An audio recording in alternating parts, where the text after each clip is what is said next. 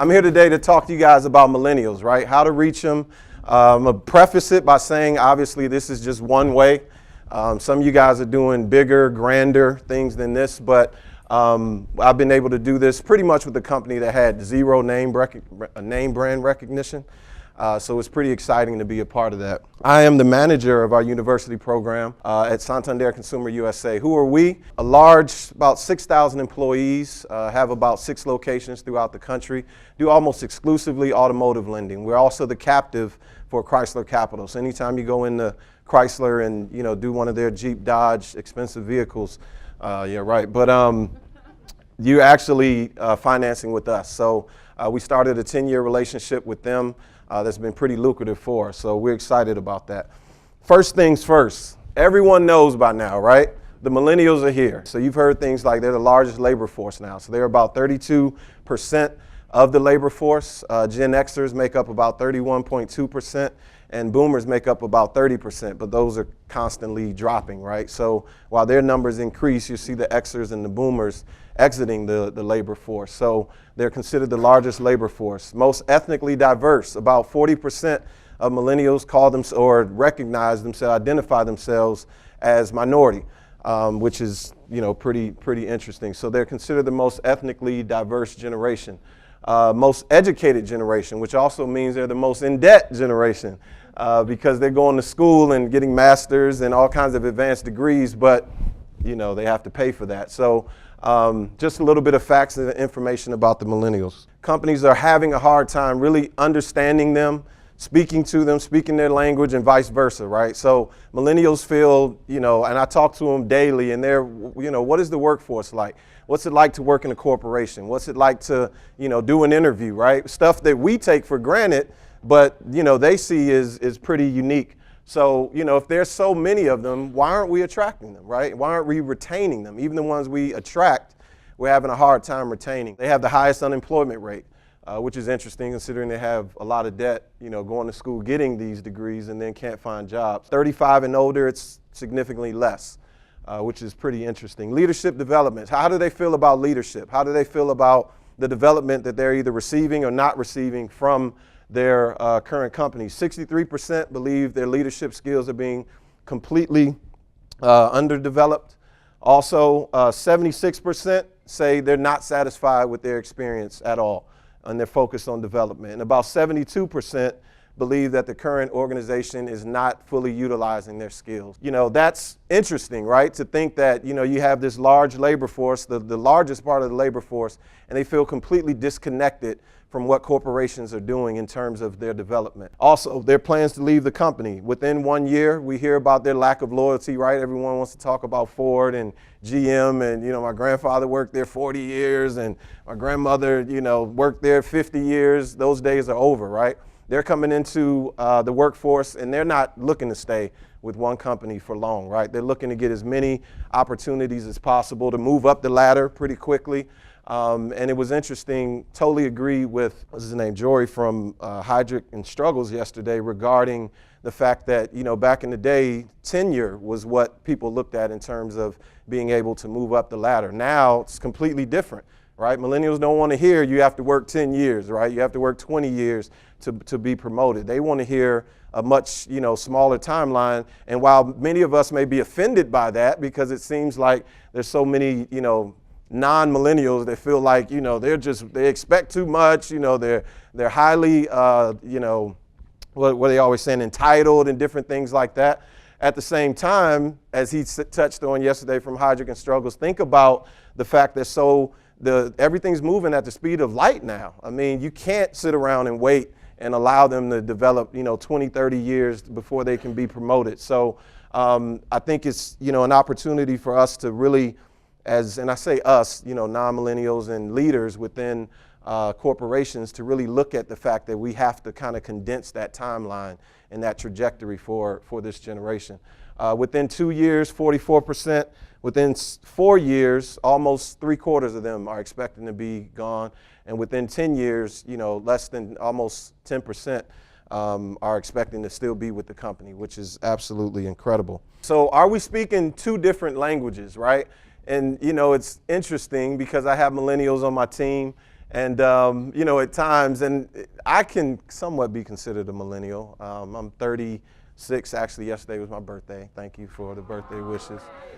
Look at that passion, that dedication, right? I'm here on my birthday with, you know, kids at home and everything, and I wasn't able to spend it with them. But, you know, in talking with them, or us, depending on how you look at it, you just see sometimes this glossed over look, right? Like they're just totally checking out, don't know what you're talking about, you know, you're not speaking their language. So just had a few bloopers on here. Boomers will say, I scheduled a bi-weekly meeting so we can stay on top of this. Millennials, I set up a group chat so we can talk 24/7. You know, they constantly need to be connected, right? Plus my animated GIFs weren't working in email. Boomers, run that by Sam and Tim. Mr. Miyagi there. They'll run it by their boss. She'll pass it on to Haley, who'll run it by her boss. After that, we'll review it. Come on, just run it by me, right? You know, they're ready to make that decision. They're like, let's do it quickly. Boomers, I only have 5 minutes. They're like, I only have 5 seconds, which seems to be pretty accurate because after that, you know, that attention is gone. So pretty cool. Do you understand the words coming out of my mouth, right? So once again, you're looking at, in our minds, right, and, you know, boomers and Gen X and, you know, people who've been in the workforce a while, we look at it like, okay, I'm saying this and I know they're interpreting it this way, right? Not necessarily true. So, for instance, you know, some of the things that frustrate millennials when companies, you know, say things like be patient, right? It takes time, it's a process. I mean, we all know those phrases, right? They're not trying to hear that, right? You know, they're like, I'm completely underutilized. I'm looking for another job, ready for another opportunity. I want to work somewhere else within the company. Also, when companies don't provide a career ladder, right? So they just say, which my company is actually not great at, right? So don't provide a career ladder to them. They're asking the question, well, in 2 years, where can I be, you know, expect to be? In 5 years, where can I expect to be? In their minds, they're like, hopefully at another company. But, you know, the companies don't have an answer to that, right? And so things like that, they need to see progress. You know, when they send something out, people like it or don't like it, right? And that means something to them. You know, it's like, oh my God, I only got 2 likes, you know, no one was interested. So they need that continual feedback. Unfortunately, a lot of companies aren't providing it. It's all about shareholder value, right? That's what we're always talking about, publicly owned or traded companies. And then the millennials are saying, well, people in purpose should really become before profit, right? As you know, they're very much motivated by things like that and not as much by, you know, profits and things like that, that typically the way we look at the corporate world. Also, I need someone with more experience. And it's interesting because I'm hiring a recruiter on my team. One of my former recruiters, who was actually an intern, who converted to a full-timer, worked with me for 2 years, and now he's moved on to a level 2, got promoted to a corporate recruiter. So I'm looking to replace him. And so as I'm talking to students, I was really, well, not students, some are already out of school, but I was really intrigued by several people that I talked to, and they were students. They were getting ready to graduate this May. Some of them had even gone through the intern program and were really excited about potentially being a recruiter on the team. And so I'm intrigued, but then as I talked to them, I recognized I mean, I never thought I'd be the person to say that, right? I'm the college guy, so I need to say, no, you can get these guys in here and they'll be ready from day one. But I really do understand now we do need someone with more experience. And it's not 10 years, right? I don't need that. It's an entry-level position. But at the same time, you kind of want, depending on what you're looking to do, you want someone who's had that rigor. You want someone who's, you know, used to the ups and downs, you know, especially in recruiting and things like that. So I found myself saying that to someone that was really, really competent and able. And once again, it's not that she can't do the job, right? I'm sure she can do the X's and O's. At the same time, it's those, you know, EI and emotional intelligence and different things that they may not have developed yet that you can, you know, have to take into consideration. So, of course, their comment, I have a year, you know, or I have a year of experience. I've done 2 internships, 2 summer internships. Sometimes it's not quite enough. So my story, how did I end up in college recruiting? How many of you guys are familiar with Inroads? A few of you, okay. So Inroads is, they trained us on this, God, I haven't done it in a while. The mission of Inroads is to develop and place talented, it used to be minority, But as you guys know, all kinds of litigation has happened the last 20 years or so. So now they say underserved, but it used to be minority, a focus on minority into corporate and community leadership. So I was in Inroads for 4 summers, right? So basically they're a third party nonprofit organization that develops students that, they have a rigorous selection process where you have to, apply and go through a series of interviews and different things like that. So everyone that they send to their partners, and they partner with Fortune 1000 companies, they've already vetted, and they vetted several times, right? You've gone through their vetting process. I was in that for 4 summers. I was the president of my affiliate in Washington, D.C. I had 2 different experiences. So my first experience, I worked with a company named ComSat. Oh my God, I mean, you see the stuff I have up here. Old, stodgy, buttoned up.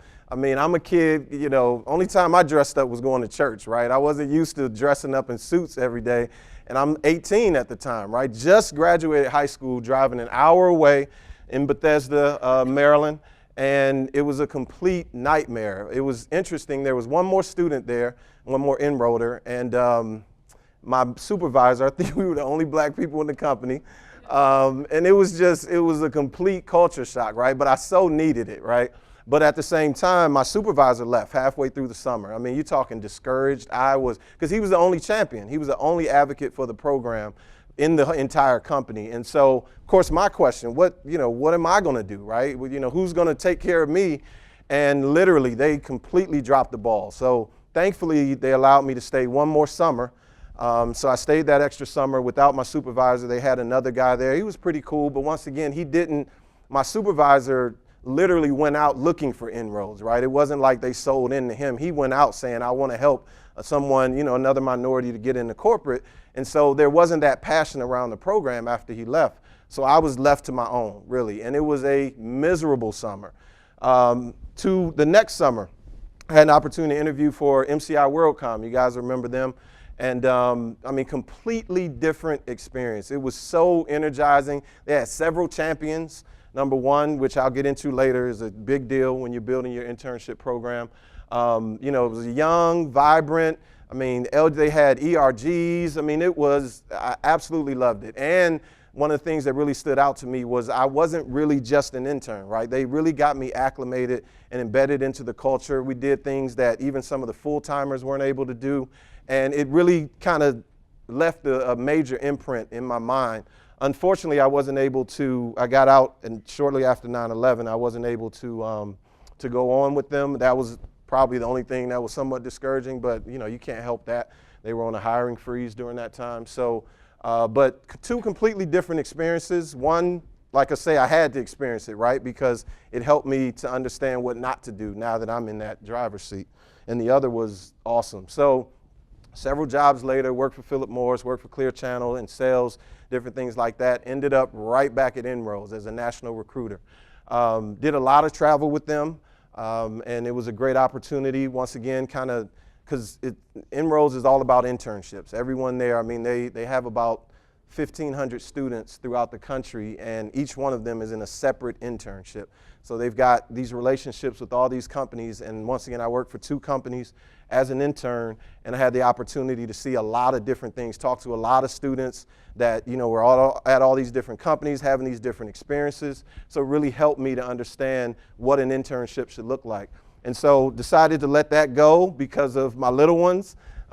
They were just born at that time. It was too much travel for me, so I decided, hey, let me get out of here and try to do something more local. Signed on with Santander Consumer. They were looking for someone to start their intern program. The crazy thing, they literally had no direction, no guidance. They were just like, you literally are the guy. And it was funny because Inroads being a nonprofit, I was used to doing that, right? You guys probably, a few of you have worked in nonprofit, you wear multiple hats, right? So you're the salesperson, you're the pitch person, you do everything. So I'd already had that experience, and I took that over to Santander Consumer. What is the job of a college relations manager, right? So what do you do? Some of you guys are doing university recruiting, so you already know you're the SME typically, right? So, you're the person they go to that says, some of these weird kids, how can we get them into the office? How do we get them acclimated? So, you're the SME for that.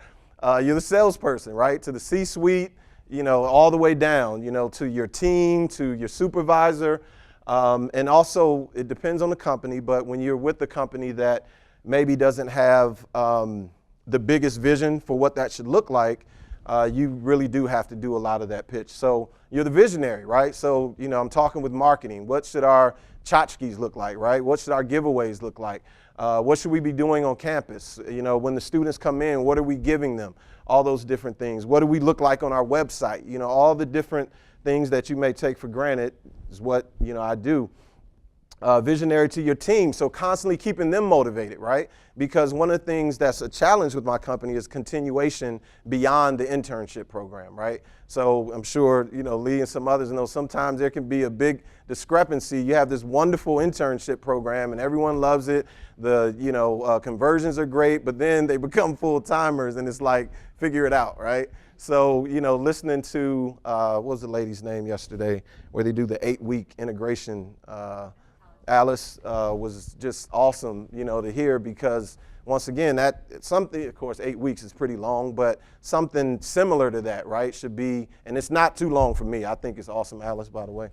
Let me know if you guys are hiring, but I know, really, that's great, because there should be something. Our intern program is 12 weeks, but like I say, of course, there's a gap between the time they leave the program and the time they start with the company. So. And also you're a servant, right? I mean, at the end of the day, you're working with students. They need that guidance. I mean, I've been in their shoes. I know what that's like. It's daunting, it's scary. You don't know what to expect. So, you're talking with them about everything from sometimes home life to where should they go after, they graduate. I mean, boyfriends, girlfriends, weird stuff that, we kind of detach from. But, it's real to them, right? So you have to be that servant. You have to be that advocate.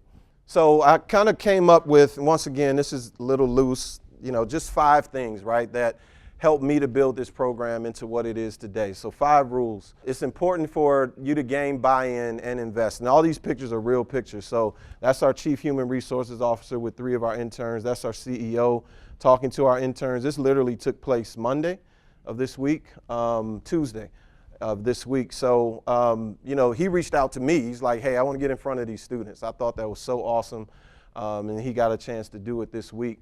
But you need a true champion, right? You got to hire somebody that is really going to be a champion. I would prefer someone that's been an intern, right? Because they have that experience and they can speak to what that looks like. Sometimes it's a little bit harder when you just went into the workforce without being an intern and you don't fully understand what that's like. But everyone has been an entry-level person, right? Entry-level employee, so you do understand that. It's just the internship and, co-op and things like that can be a little bit different.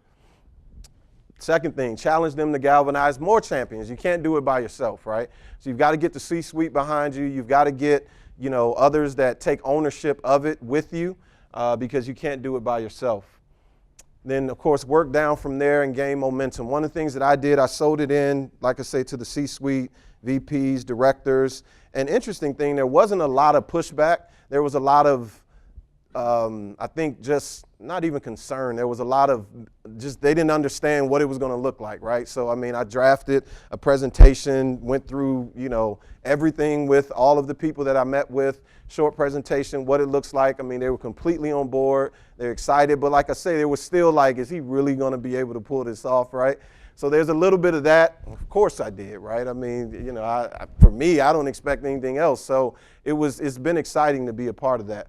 Also, sometimes you can't have a team, right? I understand everyone's budgets are different, but if you can invest in a team, volunteers, other people that can go out to campus with you, things like that is going to be critical. Because once again, you don't want to do it by yourself. You guys have done campus recruiting. You're lugging a lot of things. It's oh my God, you're going to all these different schools.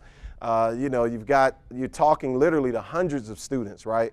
And we're pretty aggressive. I train my team to be out in front of the desk and, students walk by with their name tags. We're calling, hey, John, and they're like, completely shocked. How do you know my name? Come on, man. So, it's stuff like that once again, it can be stressful, right? You're there for 4-5 hours, right? And so you really have to get people that are going to be able to do that with you so that you can take rest, because it is taxing.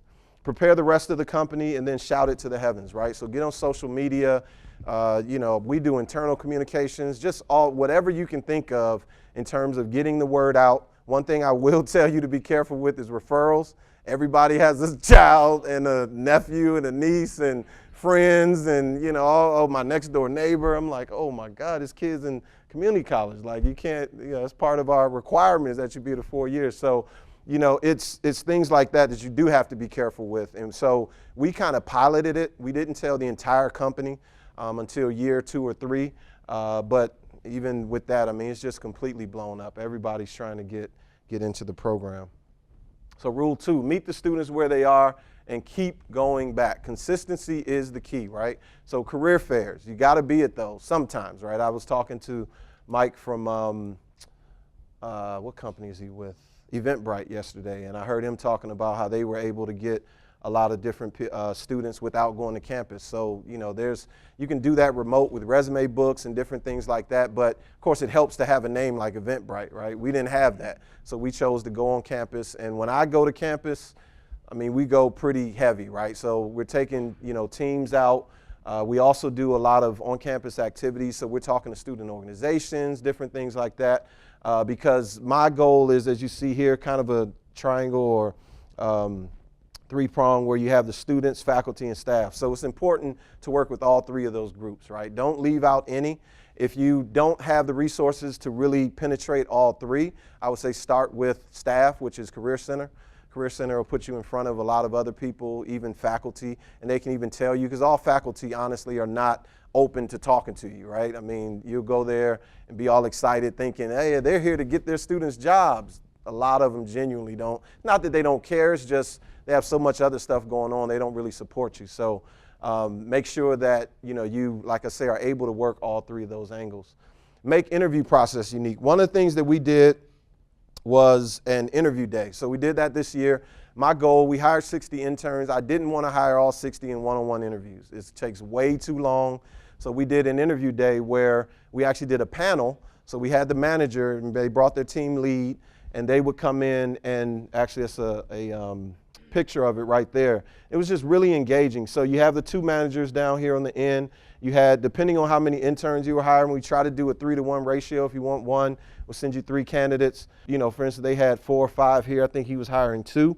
And I asked each manager during our intake meeting, hey, we need you to come up with a case study that you want to present to these students, right? We want them to solve a real issue, or at least something remotely real, where you can really get an understanding of, how they engage with each other. Because the one-on-one interviews, as you guys know, anyone can handle one of those, right?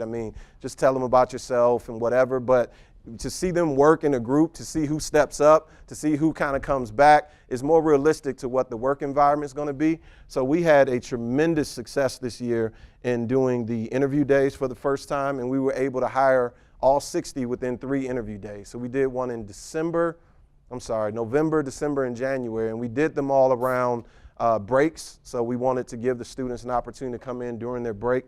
And we were able to pretty much, I think we only had 5 or 6 leftover positions.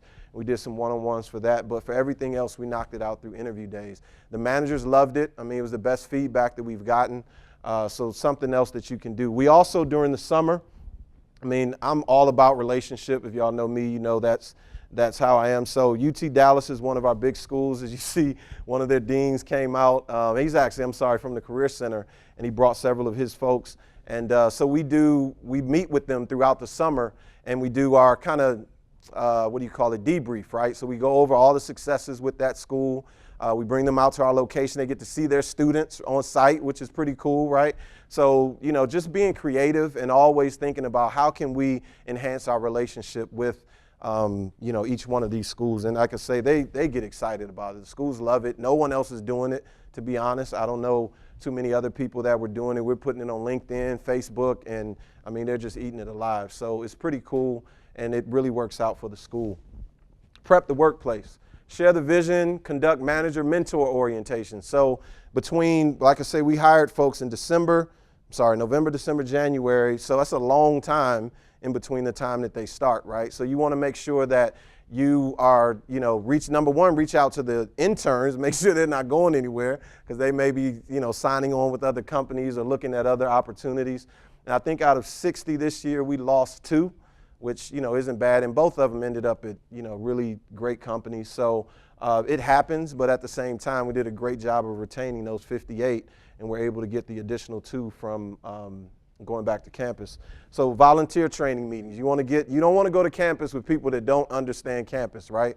So, take 30 minutes, an hour, whatever that looks like, come up with the training for your volunteers. Make sure that, they understand what to expect because it can be overwhelming. You don't want them saying crazy things at, career fairs and things like that. We had a manager mentor orientation. These folks down here are managers. And it just warms me to see their excitement, right? I mean, we did this 2 weeks before the intern started. And they are really excited, right? But we give them a pretty big charge, right? So, come up with a welcome card. We ask them to put that at their desk. We ask them to come up with their goals prior to them starting. We ask them to pick a mentor. We train the mentors and do an orientation with them in the same way. So, these are different ways that you can keep them engaged and really invested. Because once again, even if you're the sole champion or, the person that everyone kind of looks to, you want them involved and excited too. If possible, freshen things up in the office. Obviously, everyone's not able. We move locations to downtown Dallas. This is our building here. And I don't even know why they did this, but it's a completely open floor, cubicle thing, which, and it's white, looks more like, the Googles and all that kind of stuff. But, the students love it. I mean, it's highly collaborative, once again, which, feeds them well. One of the things you can do is maybe have a pod or something that you can put them in if you don't have the opportunity to move downtown. But, get a pod. Get them in a conference room, just somewhere where they can be collaborative and around other people that are kind of in that same stage. Make the program fun and a substantive experience. Prepare hiring managers. We discuss, set goals, provide mentors, train volunteers, executive luncheon. So we do an executive luncheon. We also do meet and greets. We also do community service events, team building, which you see up there was pretty wild. Go-karts, all kinds of other fun stuff that we do. Because the company really is behind it. I mean, they've given me, almost carte blanche in terms of resources to make it happen. We also do workshops. So we are doing online courses, Harvard Managed Mentor courses that we allow them to access in addition to workshops. So this year we're doing Lunch and Learns. It's an 8-part series. Each one kind of builds on the next. We're having VPs and execs come out and speak to the students. At the end of the summer, the expectation is that the students present and go because we broke them out into groups, so it's 6 groups of 10, and each one of those groups will present their their solution to the case study that we give them. So just once again, different things that you guys can look at. Close the deal and send them back as ambassadors. The number one reason for me for hiring interns is to convert. Period. We're not looking for part-timers. We're not looking for seasonal folks. We're not looking for people to, get in and see our culture and then leave. We want to convert every single person that walks through those doors. So everything that we do is really based on that ultimate goal. So once again, it's not going to happen if you don't prep your managers, right? So we talk about this during intake. Once again, understand it's not an exact science. Some of them, oh yeah, I've got all kinds of plans and we're going to do this and that. And then at the end of the summer, it's getting a little tight. I don't think we're going to, be able to follow through. So you get that. But at the same time, you set those expectations up front, right? Let them know we're bringing this person in, to convert, period. So something to think about as you're, negotiating. Conversion can sometimes be easier if the student stays with you throughout the school year. If you have the opportunity to let them work with you part-time, something to consider. We found that, the goal is loyalty, right? Which, as we saw earlier, they're planning to leave the company. So, if you don't build that loyalty early and often, they wander, right? Out of the interns, all the interns that we've converted, we've only lost 2. And we've converted, close to 50 plus over the last couple of years. And we've only lost 2, And the funny thing is the average employee's time with the company is like 2 years, less than 2 years. So some of these students have been with us 3-4 years, and they're still there and they love it. But I think that only happens when you build that loyalty early. work with your students, create an ambassador program, many different ways you can do that, but you really encourage them to go back. I tell people all the time, we may think we're cool going to campus and, people want to hear from us. They don't. The students want to hear from the students. They want to hear from, the people that actually went through that experience and took the opportunity to learn from it, and I've done panels with students and myself and other full-time employees, and we don't get questions, everyone wants to talk to the students. So keep that in mind. They're going to go to work for you. They're your soldiers to go back and spread the word on campus and be evangelists for you. So just some kind of key metrics here. Hiring manager satisfaction rating over 3 years been 92%, intern satisfaction 94%, mentor satisfaction 93%, average tenure of those who converted, like I say, is over 2 years. Percent of converted hires, still with company, 97%. All that good stuff. Number of mentors, and we have well over 100 each summer. So we have typically around 40 to 50 managers, and each intern has a mentor, their own individual mentor. So, leading the charge for hundreds of people to kind of steer this thing in the right direction. It's a lot of work, but it's very fulfilling. Some of the things that we've gotten, recruiting team of the year in Dallas-Fort Worth from the Texas Recruiters Network, considered a premier employer with all of our partner schools. We partner with about 8 actively, but we hired this summer from 17, and these were all across the country. So a lot of opportunity there. And then, innovation awards and things like that we've won from the company. Each summer we do a different video. Our marketing team is so awesome, so they really take the opportunity to allow us to do this every summer, and it's big in terms of how we promote the program. That's all I got, guys. Questions?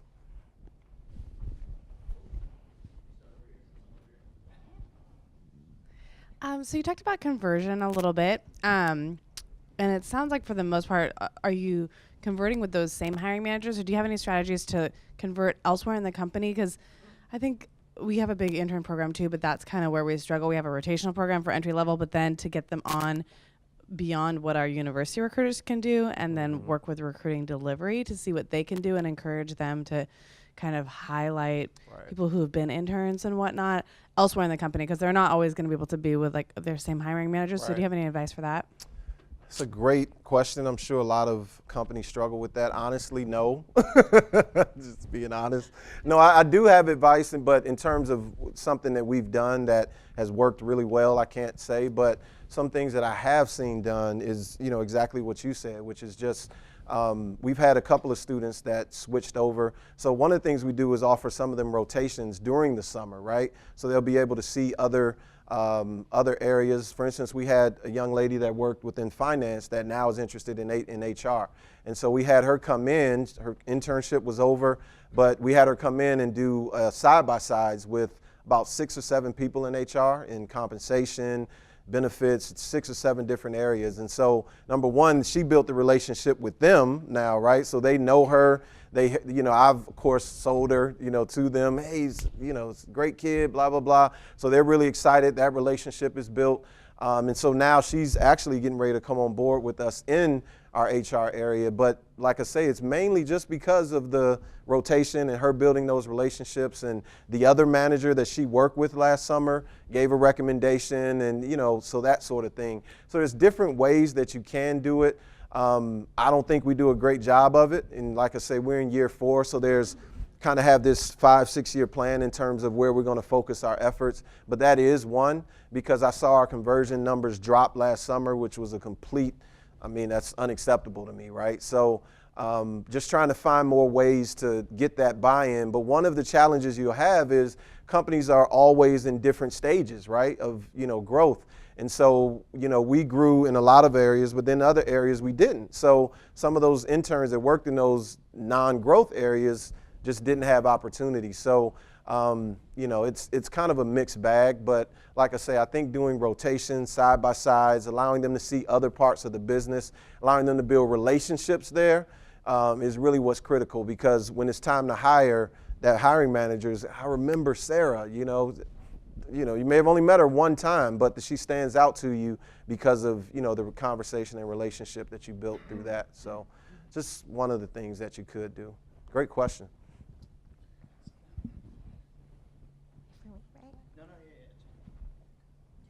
Yeah. So two questions. One, how big is your team? And two, you mentioned the case studies of how your hiring managers did that on campus. How did you prep the students to go into that case study? Because we find that while we do on-campus interviews as well, the students aren't ready to meet my managers. Yeah. So Yeah. It's all done pretty much during the interview process. So we tell them, you know, the initial phone screen, all those different things, all the communication we have with them prior to them starting or coming in for the interview. We send out emails before they come, how to dress, how to, you know, so there's a lot of kind of prep before they even get there. But like I say, the main area where that's really done is through that initial phone screen. And then we also do a video interview. We use Rivs, by the way. I know Bryn was asking for different video interview providers, but Rivs, so we use Rivs. And so we talk with them a couple of times before they come in, and we tell them the format of the interview process, right? So they get a tour of the building. We actually have a panel, so we have a panel of alumni, interns that speak that are currently working for the company. So it's a day. I mean, it's half a day, and we do 2 groups each half a day. So that's one of the ways that you can do it. What was the other question? Oh, how big is my team? It's just 2, so 2 more recruiters that are on my team. But like I say, between volunteers, mentors, hiring managers, I mean, I work with about 150 people or lead that many when it comes to this. And I would also say that your relationship with career services on the campuses that you work with is really key in making sure the students are prepared. Yeah. That's their job, so they should be having really tight connections with the students. Yeah. And they're going to give them general advice on interviewing, which is very general. But like I say, in terms of the panel interview, which is a little distinct and like you say, it can be a little overwhelming. Yeah, you definitely want to make sure you prep them before they come in to know what to expect. Do you have any creative ideas or things that have worked really well for you to keep the students engaged during the school year in between their internship and graduation? One of the things we did recently, because that is a troubling area typically, we go to campus and invite them to different things that we do, right? So once again, you're using something you're automatically doing. We don't really want to utilize resources doing a bunch of stuff that we don't typically do. So you're on campus, you're doing career fair. So before career fair, we'll do breakfast, you know, with those interns, just touch base with them, how's it going, that sort of thing. That seemed to work this year. In addition to just calling, you know, we'll pick up the phone. I have my team pick up the phone and just check in. We send emails. I also sent for the young lady that did the rotation, which was that was so awesome. She wanted to do that, and I came up with the idea of a way that we could do it. I sent out a note to all the other interns or former interns that, hey, here's another opportunity that you guys can take advantage of. A couple of them did, most of them didn't, but she's the one who's got the job now, right? So that's another way, is to let them know, hey, we do rotations, we do shadowing, things like that. And of course, they're not real rotations, but you'll be able to shadow through the department. And typically, you know, your coworkers, colleagues are going to be happy to do it, you know. So I would say those are some creative ways that we've done it. Hey there. Hey, Texas. Hey. Couple questions for you. We're at an interesting point in our internship program where we'd like to see it evolve into more than just summer. We want to see it year round. There not be a big break. Have you been through that transition, and how do you do that successfully? We have the conversion metrics, we have the business buy-in, they're seeing the value add. But I think there's some hesitation on what that looks like rolling into maybe a fall or winter program. Right. So are you guys looking at making it a formal, kind of similar to the summer internship program, or are they, because honestly what we do is mostly kind of let the teams that they work on manage the fall and spring internships. We don't, you know, do all the 20 different activities and all that other stuff that we do. We don't have the lunch and learns and all of that. We kind of just let them get, you know, initiated into that area, and obviously are there for support and things like that, but we don't have a formal fall and spring internship program where they still get that same level of, I guess high touch that we typically do during the summer. But that's worked well for us because number one, it gives them a real idea of what to expect once they start. Because one of the things that I've heard, and you guys know this, you don't want it to be such a huge discrepancy between their summer experience and what it's like to be a real employee, because then they get discouraged, right? They're like, you guys lied to me, basically, There's no more Ranger ballparks, what happened? So, you just kind of have to be careful not to, make it too much unlike the real experience that they'll have. But that's all we've done up until this point. Yeah. Similar. Last question is more around hiring manager accountability during the program, or their mentor accountability. We can't be all places. I'm sure your team can't be with 60 of the interns. So much of their experience depends on that relationship. So how do you equip your mentors or maybe first-time managers to take that responsibility seriously and kind of set expectations? I would say on multiple levels. One, through the communication, the internal communication that we send out. Like, for instance, I just sent one out of them with the CEO, right? So, it's that kind of, oh, wow, I need to take this serious, right? The CEO's looking at it. So it's a little subliminal in that way, but that's intentional on my behalf. So I would say, once again, getting the word out, helping people see that it's serious.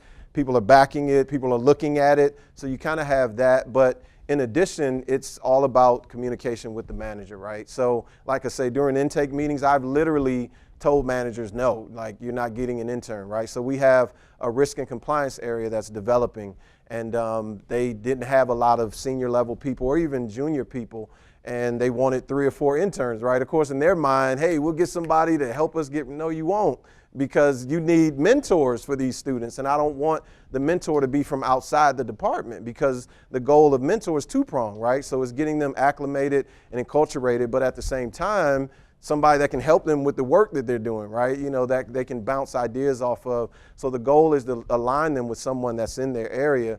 So I've literally told managers no, right? Because my expectation is that you have mentors, that you have a team that's solid, stable, So I would say those are probably the 2 main things. Is, like I say, the subliminal, publishing it, watching the videos, different things like that. But the second piece would be that intake meeting and throughout the rest of, prep. I mean, it's funny. I'm so picky about the managers that, literally I've, even halfway through, you may have gone through your interview and selected who you want. If I don't see you engaging, you're not answering the emails, different things like that, I'll have that meeting and, hey, can we shift this person to someone else that may be prepared? And you'll have some of them that are very honest, right? They're like, yeah, things have changed in my role, blah, blah, blah, send them somewhere else. So you really want to make sure that you do, hold them accountable in that way. Great question. Yep. Got time for a few more. So, am I on? Oh, there we go. So I first wanted to dig into the question that Gia asked around conversion and so do you partner at all in terms of workforce planning with your hiring managers to see if, to do any of the work on the front end to see if they will actually have room for these people as full-time hires? Huge opportunity for us. We don't do it well. We don't do it well for our regular employees, just being honest, So that's a major challenge for me and the company that we have to find a way to work through, but unfortunately we don't do a good job at that at all. Like I say, the main thing that I do is just, okay, you have a team of 6. Are there any open positions? Do you foresee potentially any people leaving? It's real kind of general, nothing, strategic. Hey, you got 6, by next year you want 8. It's none of that. We'd love to do it. They just haven't, they haven't done it yet. So that's not a hat I really want to wear. Yeah.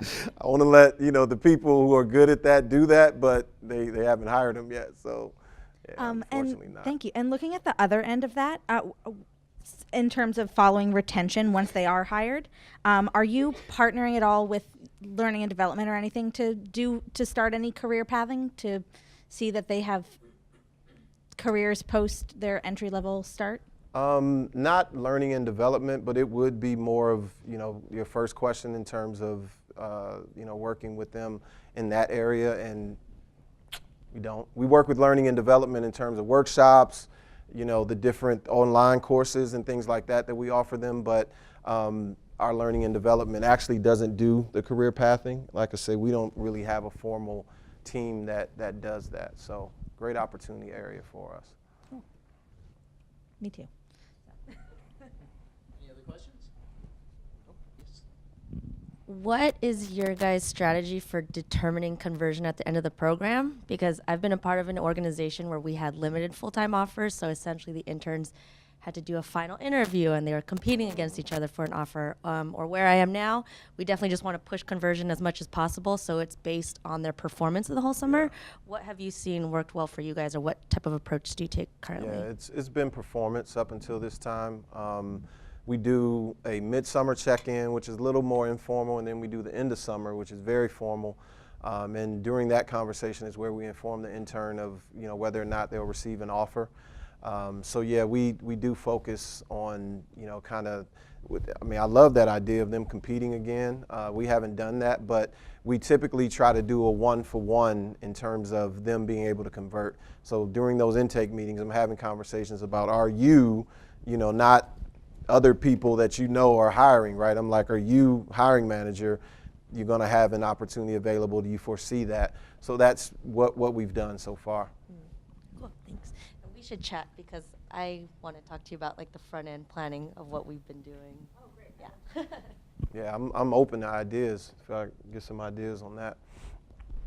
Cool. Anyone else? All right. Awesome. Phillip, great job. Thank you. Thank you.